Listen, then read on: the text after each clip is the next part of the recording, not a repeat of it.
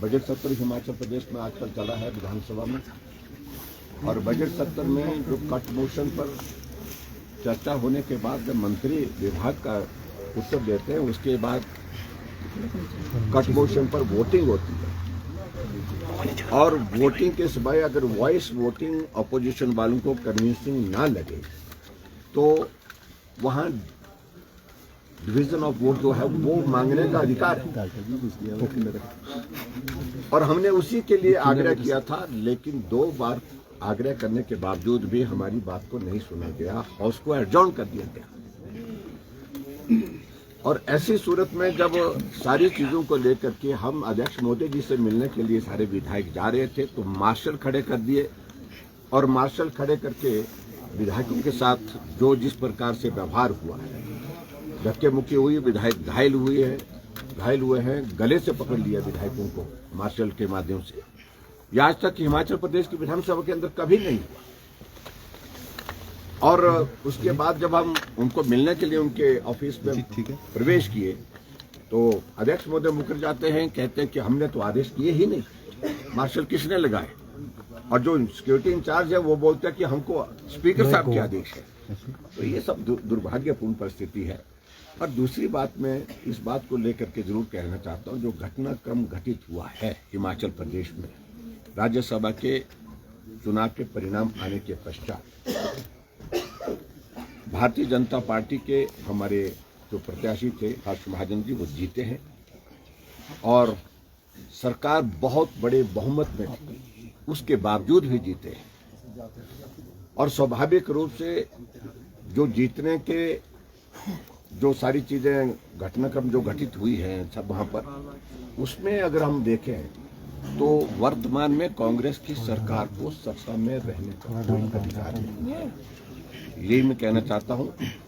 और वो अभी जो जानकारी हमने इस संदर्भ में खासतौर से जो घटनाक्रम घटित हुआ पिछले दिनों में, उसके बारे में अपनी जानकारी जो है हमने महामहिम राज्यपाल को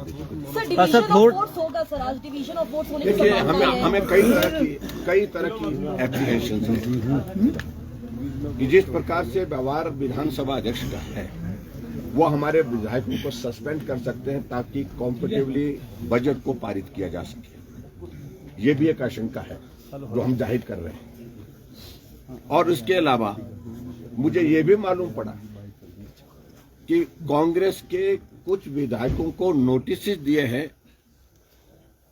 जो जिन्होंने वोट दिया है, और उनको नोटिस दे करके कि आपके ऊपर जो है हमारा 1:30 बजे का समय तय किया उसमें, तो उसमें जो डिफेक्शन लॉ है, जो एंटी डिफेक्शन लॉ है, उस पर उनने कहा कि आपके खिलाफ कार्रवाई क्यों न की जाए।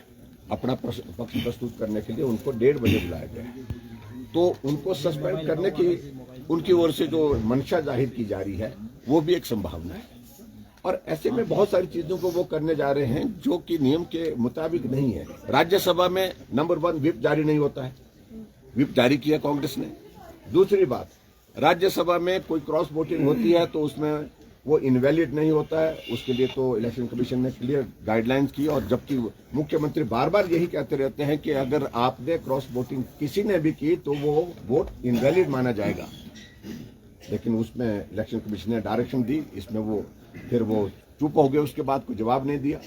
और उसके बाद अब जब इसमें जो है वो दल बदल कानून का कोई रोल ही नहीं है, उसके बावजूद भी विधायकों को प्रताड़ित करके, तंग करके, उनको परेशान करके इस प्रकार के कार्रवाई करने की दिशा में वो आगे बढ़ रहे हैं। और मैं समझता हूं ये उनकी बौखलाहट है, और कांग्रेस की सरकार हमारी वजह से नहीं, अपने कारणों से संकट में इतने सर, स्पीकर के खिलाफ क्या नो कॉन्फिडेंस मोशन लाया जा सकता है? सर, क्या हमें इस सारी चीज को करेंगे? हम तो सिर्फ एक ही बात कह रहे हैं कि जो बजट पर जो डिवीजन हम मांग रहे हैं वोट क्या, उसको हाउस में अलाउ किया। जो आप लोगों के टच में जो 6 जिन्होंने क्रॉस वोटिंग की, उनके अलावा भी कितने नंबर्स हैं? देखिए, इन सारी चीजों को ना पहले बताते हम ना उसका आइडिया, लेकिन इतना मैं जरूर कहना चाहता हूँ कि कांग्रेस जो है वो मैंडेट हो चुकी है। डिवीजन ऑफ वोट नहीं मिलता है तो अगला कदम क्या होगा? अगला कदम उसके बाद धक्का